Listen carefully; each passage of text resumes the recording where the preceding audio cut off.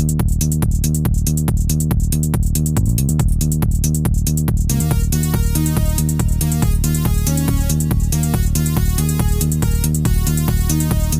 everyone and welcome to another episode of Phi Theta Kappa Sites.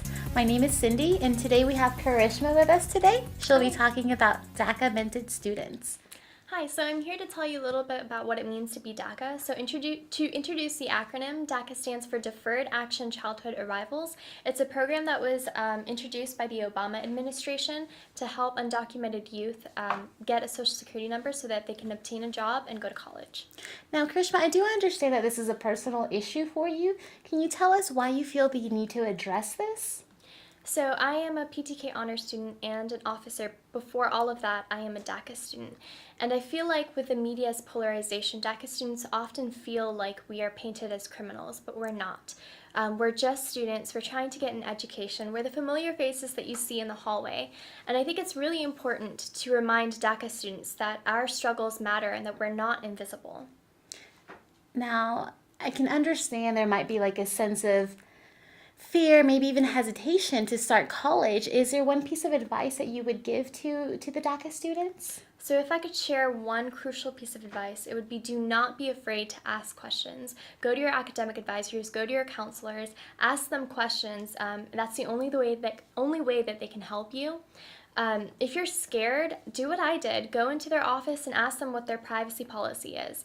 By law, they cannot distribute any information about you without your consent first. So if you ask them, they can help you find private sources of scholarships, school scholarships, student support organizations, or they could just offer you support. So it's really important to take that first step and reach out. Now, I do know that DACA students aren't eligible to receive federal financial aid. That's right. Are there some steps that you can give for DACA students to take just to make college more affordable?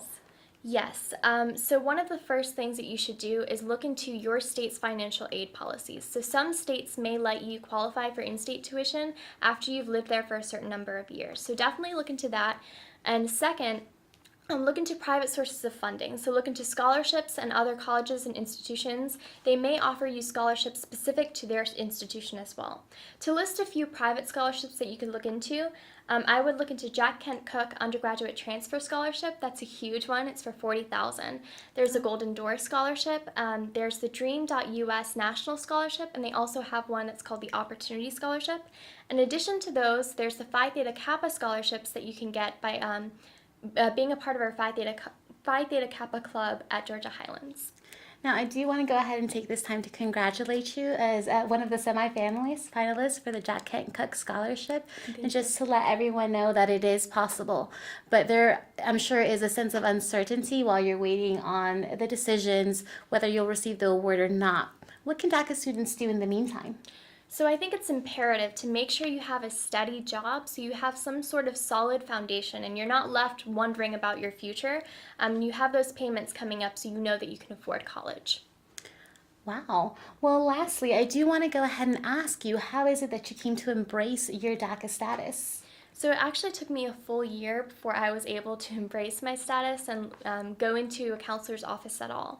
And the first time that I went, it was actually when I was a dual enrollment student in Maryland, and I had reached out to my academic advisor, and I was expecting to be turned away, but I actually received a list of scholarships from them, and I was really surprised to know that they want to help. And it's true that your academic advisors and your counselors are there to help you, so take advantage of that.